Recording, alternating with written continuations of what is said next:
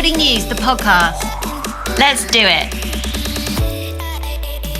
Welcome to Boatbuilding News, the podcast, a series of engaging interviews with key individuals from within the marine industry. I'm excited. This is going to be epic.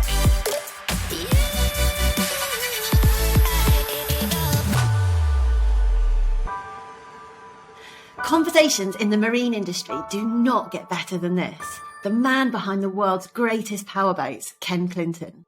Hi, Ken. Thank you so much for coming on the Boatbuilding News podcast. Well, thanks for having me, Holly.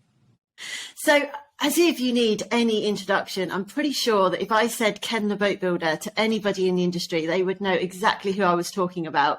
But it's how we start the show. So, Ken, introduce yourself. Tell us a little bit about yourself and what is it you do in the industry? Sure. My name is Ken Clinton. I'm the president of Intrepid Powerboats. I've been with Intrepid for actually 32 years as of last week.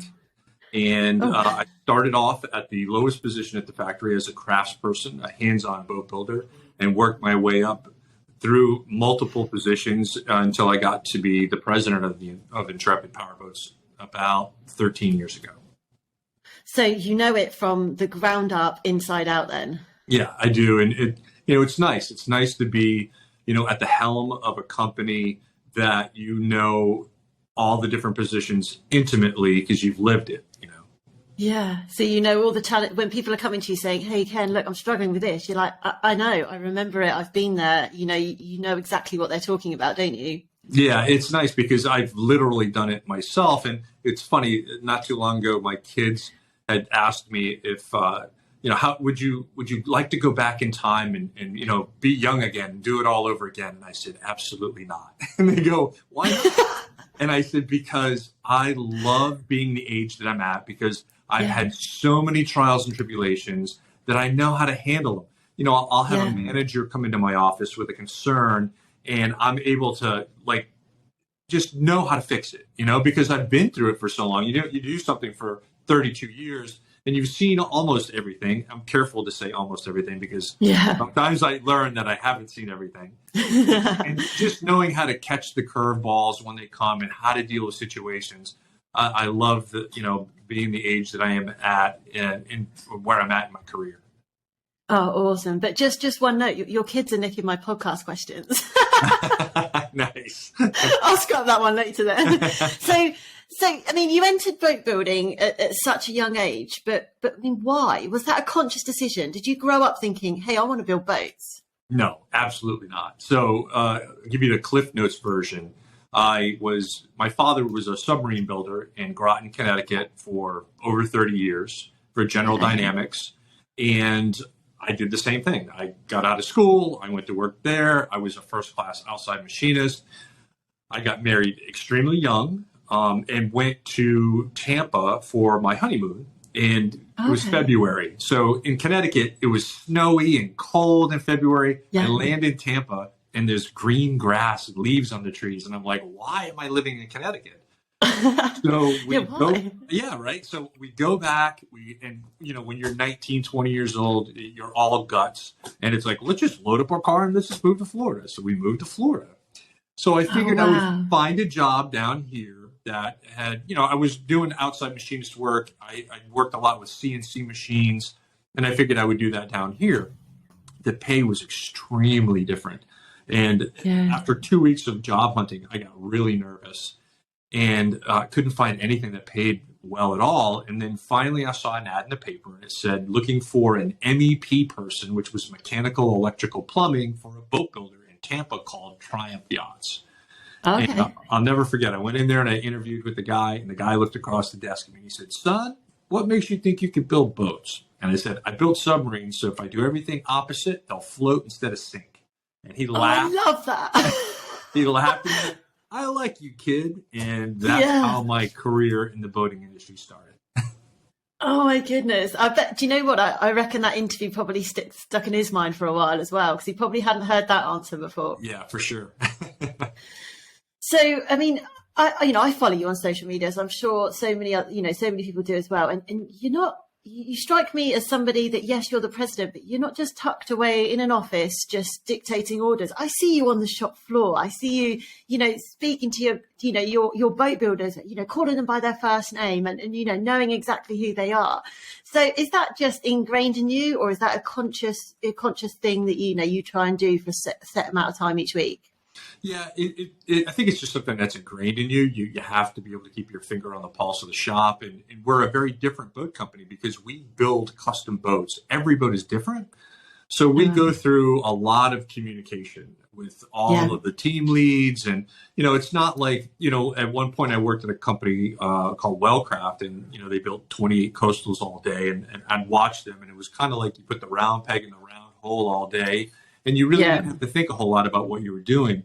You can't do that here. Like here, you really have to pay attention, and there's a lot of details that have to be ironed out. So that communication between all of us on the team and on the floor is crucial. And, and I love it. I love what we do. And, when you're passionate about something, it makes it easier to come to work every day.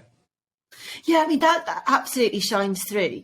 When you watch what you're doing, you almost can feel that you actually want to get back to basics and get stuck in yourself almost. Like you are really passionate about what these guys are doing. You have a full understanding of it.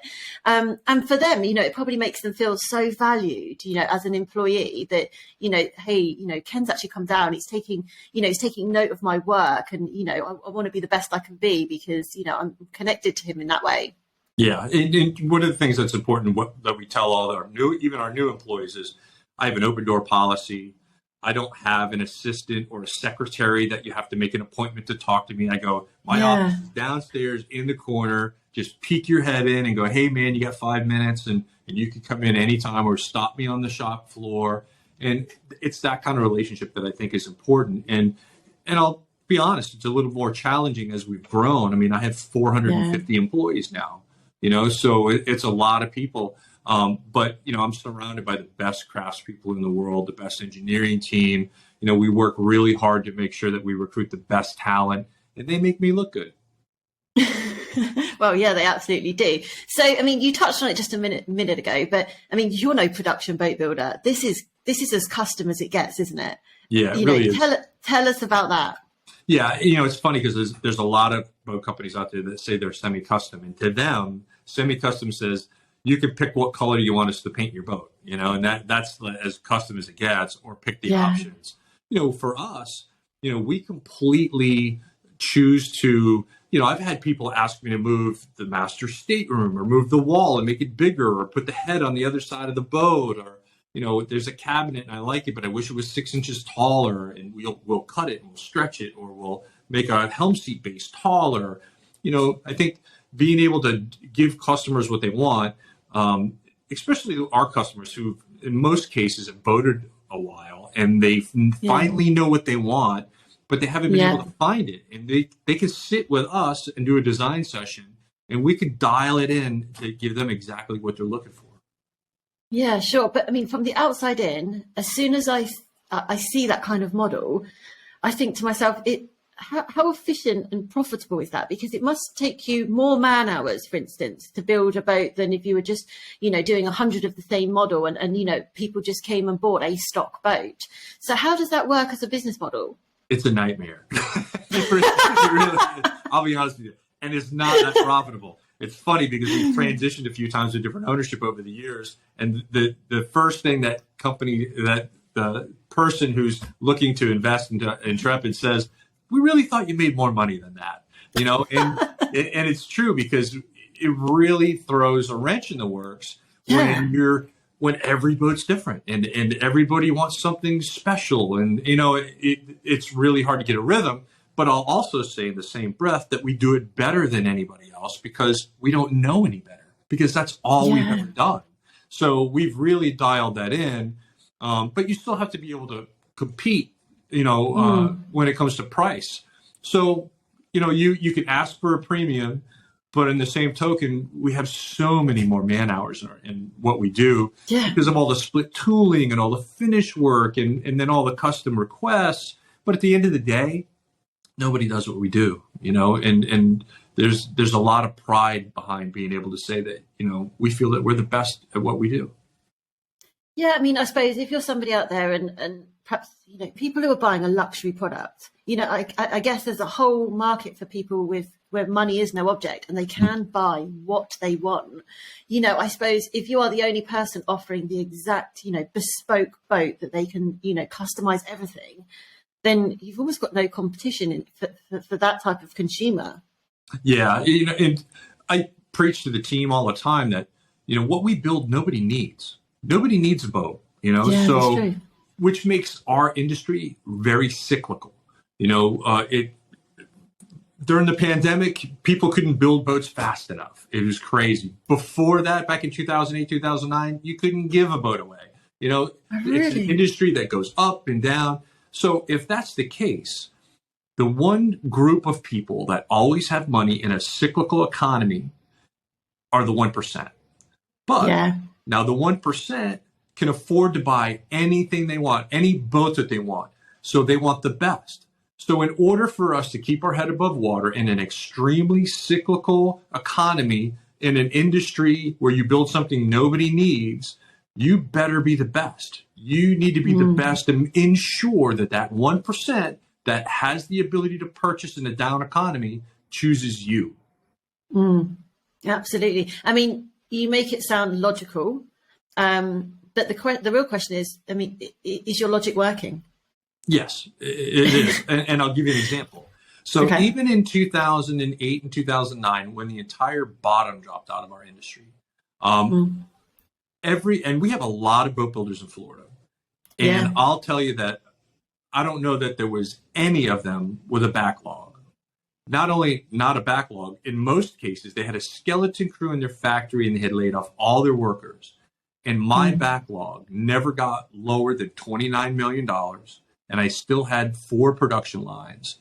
And that was at its lowest and worst time during the Great Recession.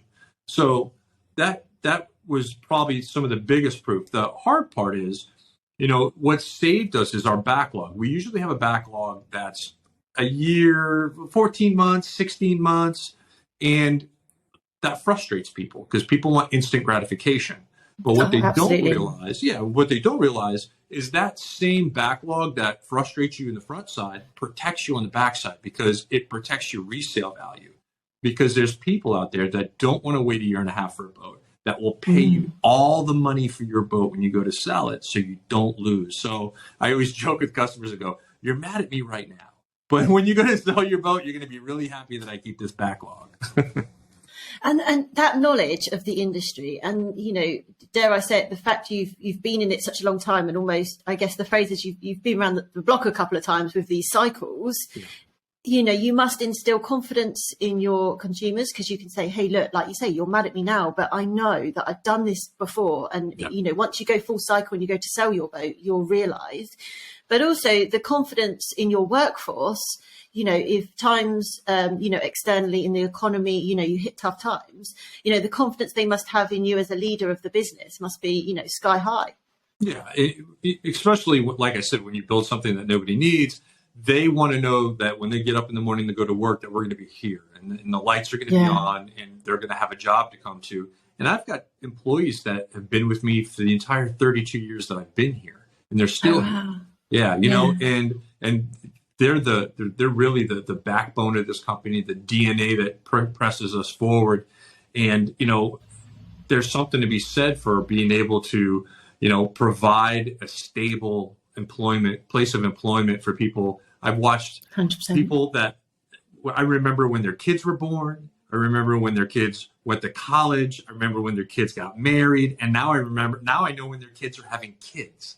So, Goodness. And they've been able to do all that working at Intrepid Powerboats.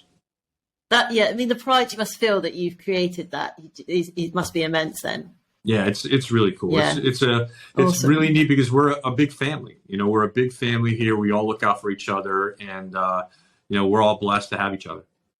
Awesome. So, when we talk about the customization and for somebody, like myself, I'm thinking, okay, cool. So you can pick the color of X, Y, and Z. You can pick the trim. Does the customization also extend to the performance as well, as opposed to just the looks? Absolutely. Yeah, there's people that just, whether it's engine selections with Mercury, Yamaha, Evinrude, Suzuki, larger engines, smaller engines. We need to go that fast, but I want better fuel economy, or I need the fastest boat that you can build me. Then there's trim tabs. Do you want normal Livorsi trim tabs, or no, I want to have Humphreys, interceptor plates, or bait wells that are pressurized with Hooker sea chest systems with variable speed control. And so, I mean, it's really endless what we're able to do. Literally, yeah. So do you meet your end client, or is it your team of designers that do it? Do you have that direct contact with the people buying the boats? Yeah, I do. I have an amazing sales team in Dania, Florida at the Harbortown Marina. That's our sales office. And they do a lot of the basic design sessions with our customers, and they pull me in when something starts getting really custom. And or, a lot of the customers will want to come to the factory and do a plant tour and check on their boat. Wow. And a lot of times I'll do that with them. And or boat shows. I'm getting ready to go to the Palm Beach Boat Show, where I'm going to meet people, and in some cases, do a lot of the design questions there at the boat show and answer them so they can make a purchase. Awesome. So, you are, you're not just a face in a picture on the wall. You're on the ground, the face of Intrepid at the boat shows, really working hard then. Yeah. And, I think what's nice, because I'm a hands-on boat builder, I'm able to sit down and design with a customer without having to go, let me go check with the engineering team, or I know what we can do and I know what we can't do. So they can get the answers that they need right here from the horse's mouth. Amazing. It really is. So what challenges are you facing at the moment? What's keeping you up at night about Intrepid? I think right now it's the continued demise of craftspeople. It just seems as though there's not a lot of people that want to build things with their hands anymore. It's a different generation. It's a different group. Matter of fact, I speak at a lot of the local technical colleges, and I encourage them and applaud them for being in a technical college. And I tell them, in my opinion, and look, it's an opinion, everything in this world is going to flip 180 in regards to employment. You can only have so many computer programmers, And I think the world is going to be owned by those that have craftspeople skills, that know how to fix things, because they're going to be in such demand, because there's not any out there. I said, you guys are going to be worth your weight in gold if you know how to have these skills and know how to fix things and build things. I think they're going to become the next doctors and lawyers, and, they're the ones that are going to make that kind of an income. Yeah, absolutely. And I don't know whether it's the same over in Florida, but in the UK, we seem to, we have people specializing in parts of the process, but we've got a lack of those, those out and out boat builders, the shipwrights that can build a boat from start to finish. We see a lack of those. We have people who say, well, I can do, certain parts of it. I can do the electrical installation, or I can do the mechanical installation, or I can work from a drawing and do the same thing over and over. But the actual craftspeople that can do it all and do it all from scratch, it's in the decline for sure. It is. It's a dying art. And what I'm seeing, especially, being here as long as I have and working with a lot of my teammates for over 30 years, is they're all beginning to retire, and you're watching that skill level, that true craftsperson getting ready to ride out into the sunset is scary, So it's funny because I press them all the time.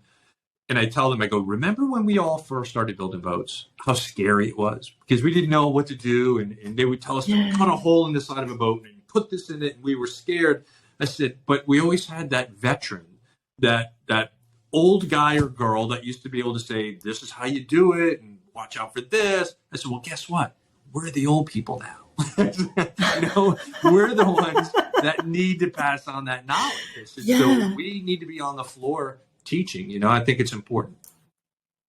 Yeah, absolutely. And if it's almost you don't want to lose that window, because you don't want them to go without imparting their knowledge. Yeah. And it's funny because some of the people that taught me the things that they've taught me were right down to, and some of them were tough people. I'll never forget. I had this one guy, Andy, and I remember him yelling at me because of how I was sweeping the floor.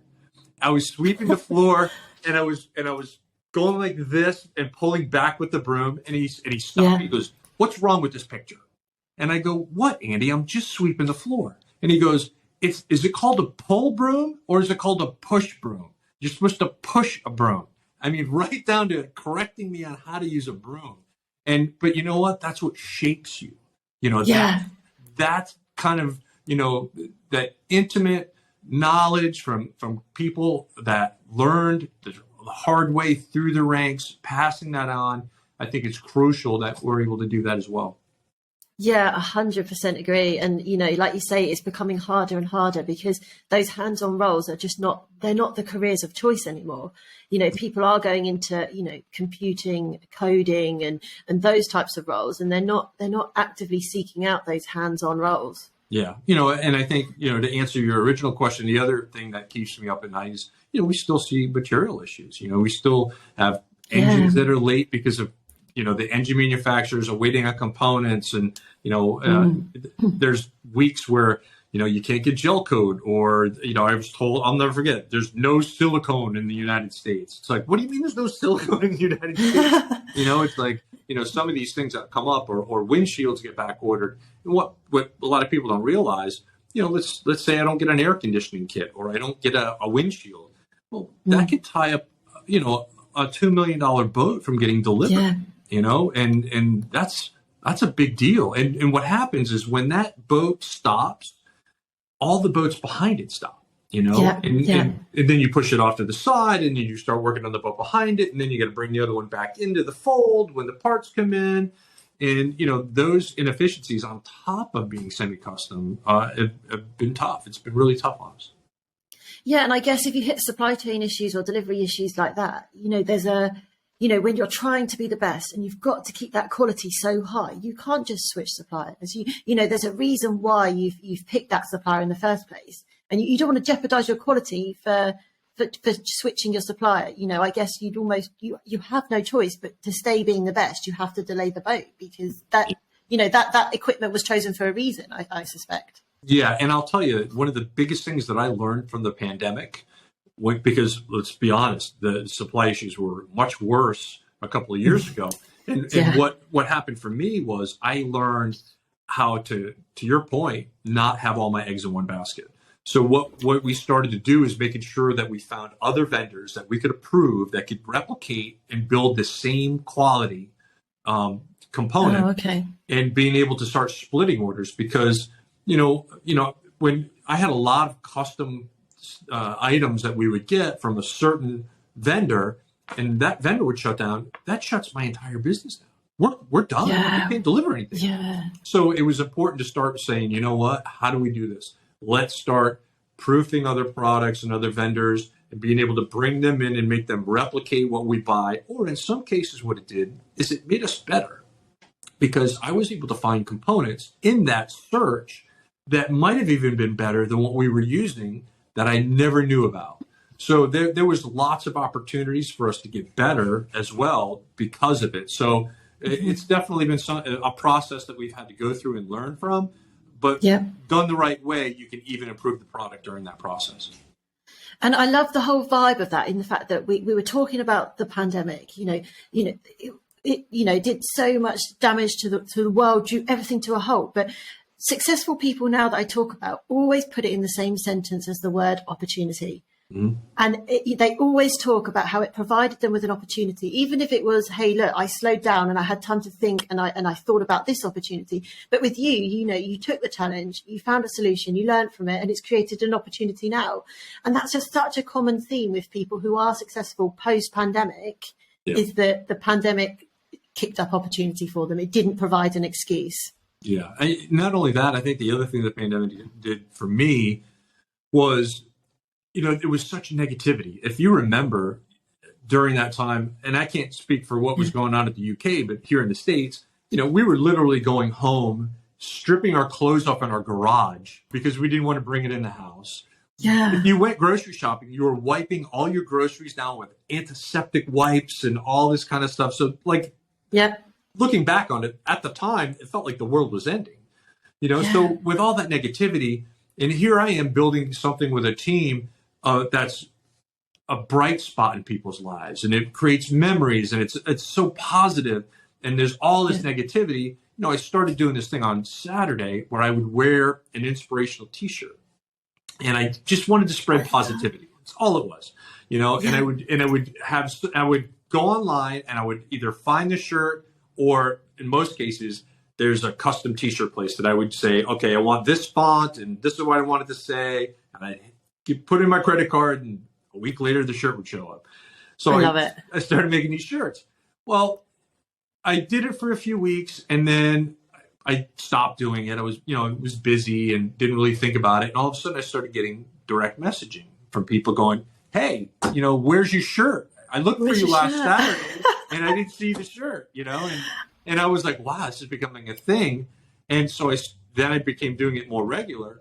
And now it's funny. It's like I go to boat shows and I have people all the time talk about how the shirts and the messaging carried them through tough times, and it was inspiring, and please don't stop doing it. It means so much to us. And it was funny because it was just this little thing that I started to do that became something that I never would have guessed it became. It was pretty cool. What is so mad about that is you've literally just told my exact story. So in a nutshell, I mean, I was in the recruitment industry during the pandemic. And I mean, can you imagine phoning up companies saying, hey, do you want to recruit, when they've just, laid off their staff or furloughed their staff? And it was an insult to them. So one day with no real sort of thought or plan, I started, putting out the Boatbuilding News, which was a video vlog every Friday, just about what was going on in the industry, and just to kind of remind people where we couldn't sort of meet face to face, to remind people that, hey, our industry is still moving. It's moving differently, but it's still moving. And I'm talking about it. And similar to you, a couple of weeks later, I didn't do it because I was busy. And my phone blew up. They were like, where's the Boatbuilding News? And I was like, I've created a thing and I didn't mean to. But hey, look. So that's awesome. But it's so mad. And I just think that there must be so many stories like that. And, I'm grateful for the pandemic now, which is such a strange thing to say, I guess. Yeah, but, it definitely had some positives, didn't it? It did, and I think it's all about finding those positives and using them to your advantage, and we've done that. Yes, exactly that. So well done us. So what's exciting you at the moment? So what plans have you got in place that is really exciting, either sort of for this year, maybe sort of into the beginning of next year? What's putting a smile on your face? Well, I'll tell you, the biggest smile on my face today is I shipped today the very first 51 Panacea to the Palm Beach Boat Show. So that is our flagship boat. And I'm literally left on the truck about 2 hours ago. So really excited about that. Excited about having the world see the debut of this new boat. Amazing. We in the future, we have, we're looking to build a second factory, because. Oh, really? Yeah. And, right now our customer base, are what we call the Intrepid Nation, is requesting bigger boats, larger boats, and thus the reason why the 51, the largest boat I built was a 47. So now it's 51, but we're being pressed for a 60, a 65, because as our customers are moving up the ladder, they're wanting bigger boats to transition to, and they want to stay in the brand. With that being said, from a logistics standpoint, this facility where I'm at, I am maxed out. I am busting at the seams. I don't have any room, and I just can't do big boats of that size on this piece of property. Well, a little over a year ago, we were acquired by MarineMax, and great group, really good people. And prior to the acquisition, they said, "Look, Ken, we know that you have, dreams of grandeur, of wanting to be able to, do a yacht division." And, we have the capital to be able to help you make that dream come true. And they've been working really hard with me to do that. And we've, secured a piece of land on the water 15 minutes from here. And we're in the design process of, the logistics of trying to make it all make sense.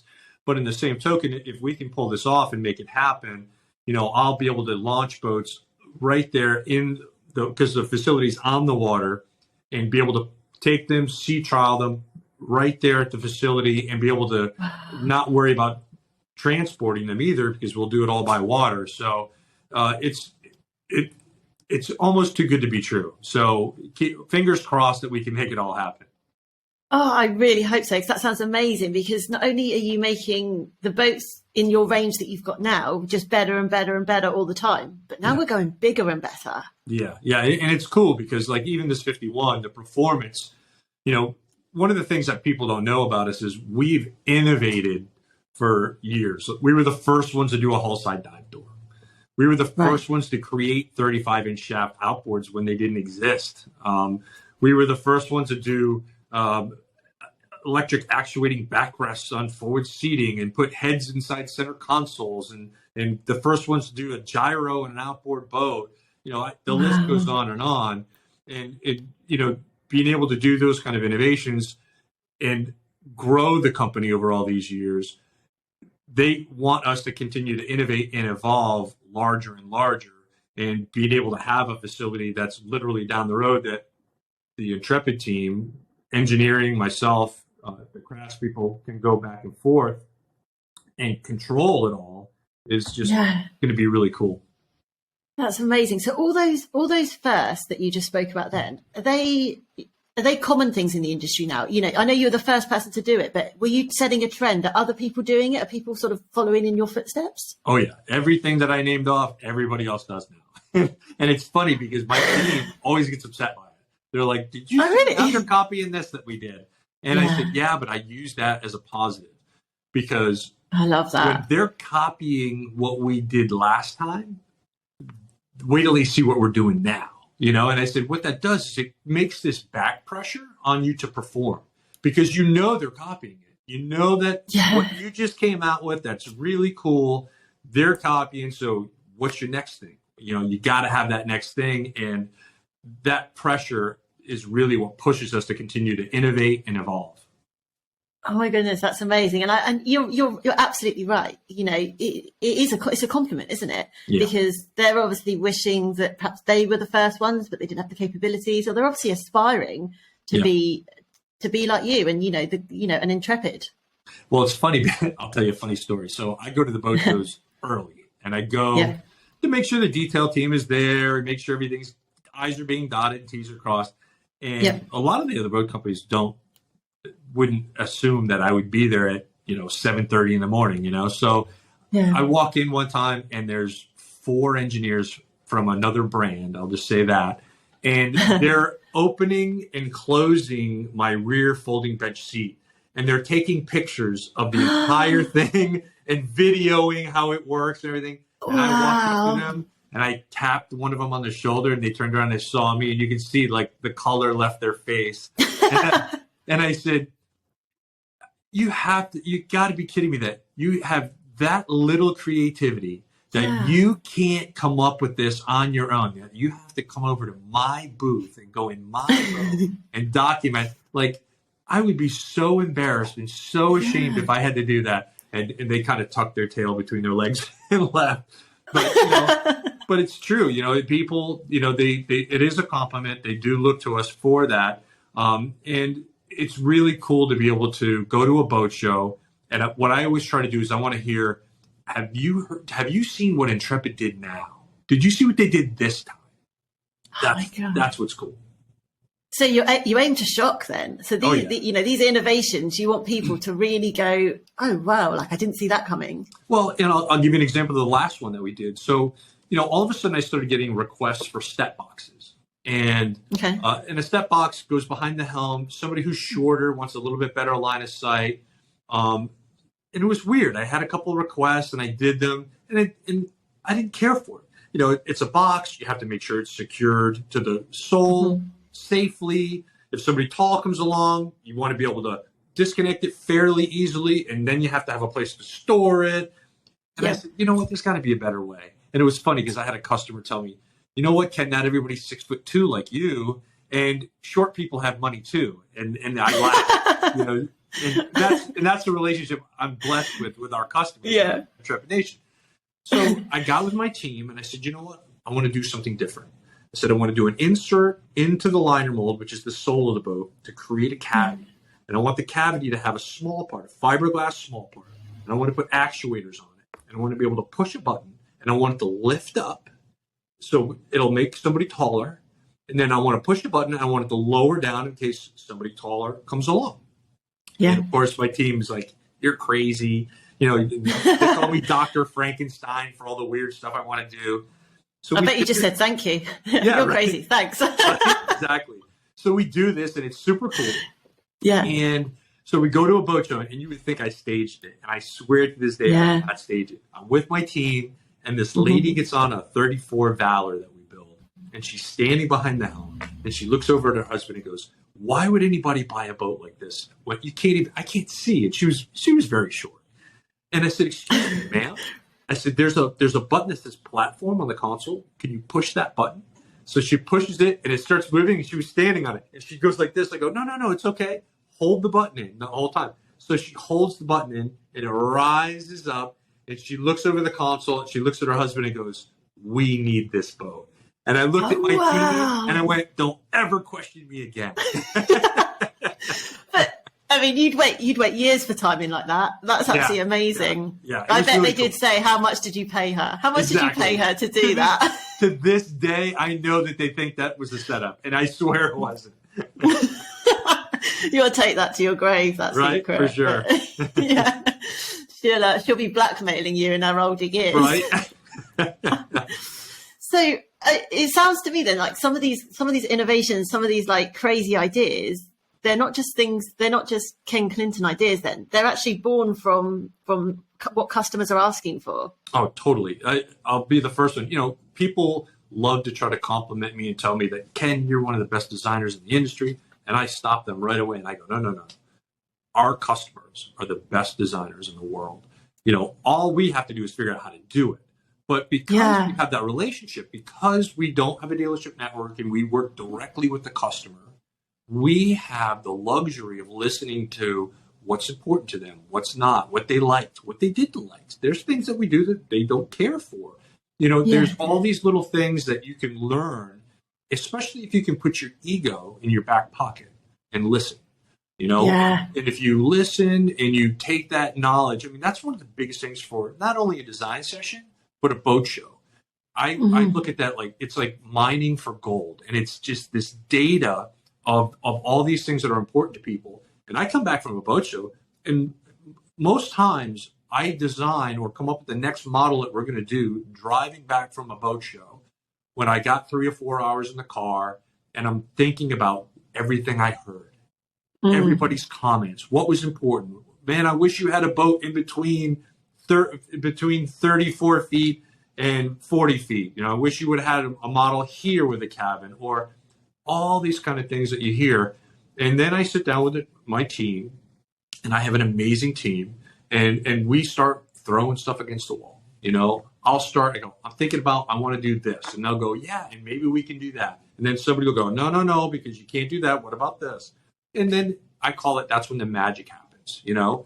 And the other part of it is our sales team. We have an amazing sales team, an amazing service team, and we get all their input too, because we're all one big happy family. And when you take all of that knowledge, it's amazing what you can do. And, you know, it's one of those situations where I see other companies that have different type of leadership styles that I hear that say, I hear people talk about all the time about it's got to be his idea. It's his way or no way. And I always thought to myself, why would you surround yourself with smart, amazing people and then not listen to them? It's crazy. Yeah. And you know, from my conversation with you now, it seems like a lot of your success and a lot of the things you achieve are from like just having a real close connection, whether that's with your customers, whether that's with your employees, that's with that's with your design team, your sales team, you know, and it's actually having that real close connections with everyone that you can bring it all together, you know, without being detached. I think that's probably the key to a lot of this, isn't it? It really is. And I think the other part, and I use this as a comparison all the time, is, you know, you see really famous rock bands and they all decide to split up and go their own way. And they don't, in most cases, don't have the same success as they had together. And Yeah. then at the end of the day, when they're all broke, they all get back together and they make music again. And I tell my team the same thing. It's, we are blessed enough to all have a certain talent to fit into this puzzle the way that we do. And when we get together and we do this, we make magic. We make beautiful music together. And, you know, it's important that we continue to share our knowledge with each other and create the coolest powerboats in the world. That's quite a statement. The coolest powerboats in the world. Sure. But you believe it, don't you? You know, that's true. Totally. No, absolutely. Yeah, you've got to. So has anyone ever come to you and gone, hey, Ken, I've got this idea. This is what I want to build. This is what I want to do. And have you ever sat there and thought, this is literally the worst idea I've ever heard. I cannot put my Intrepid name on this design, on this customization, or on this color. And how do you handle that? Yeah, there's some things, and sometimes it's a safety issue. Sometimes if I've built some boats that aesthetically were not pleasing, you know, and really? Oh yeah. I mean, literally built boats that I've said, do I have to put my logo on the side? You know what I mean? Because look, if they want a boat that's pink with purple polka dots, that's what they get. I mean, and we're going to make that happen. But I'll also say, to your point, that I've had some ideas from customers that I thought weren't the best ideas, where I was wrong, and they were a fantastic idea. And I'll give you a really good example. So we're going through the recession, 2008, 2009, and 2010. It's, you know, the industry's suffering. I get a phone call from a customer in South America who says, I want you to build me a large center console. And I said, what do you mean? I think at the time we built up a 37 center console.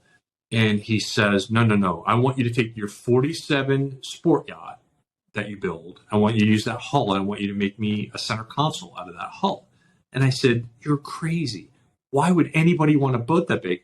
Now, remember, this is before there were any big center consoles. We did it first. There was nothing over 40 feet back in 2010 that was a center console. And I said, how big a fish do you think you're going to catch where you need a 47-foot boat? Then he goes, I don't even fish. I go, you're confusing me more and more by the minute. He finally presses me. He calls me time after time after time. And finally I go, look, you need to wire X amount of money to this account if you want me to do this, because I have no tooling for it. I'm going to have to create this thing from scratch. And he said, you'll have the money tomorrow. I hung up the phone and I went, oh my God, now I got to build this thing. I got to figure this out. Yeah. So I build it as a one-off project off on the side. And there's a day I decide to take pictures of it and put it on Facebook. So I put it on Facebook, and my sales team really didn't know a whole lot about it. It was just this one-off, because I wasn't planning on reproducing this boat. I needed some extra work. It was a slow time in our industry, and I was doing it as a project. Yeah. So they call me after I post this on Facebook, and they go, are you building some big center console or something up there? I said, yeah, why? And they said, because we're getting all these phone calls all of a sudden about people interested in buying this 47 center console. And I went, are you... like, people want this? Like, and I didn't make any molds for any of this stuff because I thought it was a bad idea. You thought it was going to be a one-off. Yeah, exactly. And I was like, who wants this? I got one crazy guy that wants this boat. Nobody else is going to want a center console this big. So all of a sudden we get on all these requests of people wanting to buy one. And I'll never forget, we were in the build process of the first one. We were getting ready to bolt the engines on the back of the boat. And I ran out there and I stopped them, and I got my tooling department out there, and we put a flange around the shear line of the entire boat, and we literally built the deck mold off of the boat on the production line, because I had to come up with tooling all of a sudden because I had all this interest in something that I didn't think was going to be something that took off, where I was wrong, and I thought it was a bad idea, and that changed this industry. Look at all the big center consoles. There's boats in the 50s and 60s in center consoles, and we did it first. Did you name it after the customer that gave you the idea? No, but I have named some options after some of the customers. It's very funny. We had we had the Donna seat, and the Donna seat was I had a doctor who said that I fish, and my wife doesn't, and she wants to read her book. And she wants a boat with a cabin, and I can't fish with a boat with a cabin. So you need to figure out a way to make a center console with a place for her to lay out. So I love that. You need to figure out. Yeah, Right? he said, and don't screw up my fishing boat, or she's going to don't screw up his marriage. Right. And he said, or she's going to make me buy a boat that I can't fish on. Oh no. So we had this center console that had a seat on the front. And what we did is we built this seat that extended all the way inside the console with an actuator. So you'd push a button and this thing would slide all the way out to make a lounge for her to lay on. And he could still walk around it and fish. And her name was Donna. So we called it the Donna seat. And we have several examples of that. So yes, we have done that before. Oh my goodness, I absolutely love it. So just a few sort of quick fire questions that I've got for you. Okay. If you had to describe Intrepid, your Intrepid Boats, your Intrepid company, but you're limited to 3 words, which 3 would you choose? Quality, craftsmanship, and it's 2 words, customer service. Amazing. I love that. And another one, which I'm not suggesting that you do, so I don't want to frighten the industry, but if you were to walk out of Intrepid tomorrow, if you were going to say, hey, do you know what? I'm retiring. I'm finishing up. Mm-hmm. What legacy do you want to leave? How do you want people to remember you and talk about you when you've left? I think the biggest thing for me is I always wanted to leave my footprint, and I wanted to leave when I'm all done where people say that it was important to him that he built the best powerboats in the world, innovated constantly, and did it with a group of people that he loved and that he cared about, all the way from his craftspeople to his customers. And we were able to provide memories for families for lifetimes. We're blessed to be able to do that when you build something like a powerboat. Oh, that's amazing. I absolutely love that. Okay, and this question is probably going to be the easiest one anyone's ever asked you, because you've probably got hundreds of T-shirts with it on. But what one quote do you strive to live by and inspires you? I'll sleep when I'm dead. Oh my goodness. I absolutely love that. It's really similar to my favourite quote. It's really similar to that, actually. My favourite quote is while you were sleeping. Because I get up early and I do a lot, and I think to myself, well, while everyone else is sleeping, look what I've achieved. So it's really, really similar, but I'll sleep when I do. It's funny because I answer, I'm in my office at my desk every morning at 5:30 in the morning. So I get up at 4 o'clock and I'm shooting out emails, and it's funny because people, they get up much later, obviously, and they go, do you ever sleep? How are you sending me emails at 4 o'clock in the morning? And I said, I'm going. I got stuff going on, Have you got a T-shirt with "I'll sleep when I'm dead" written on? Yes. Matter of fact, I do.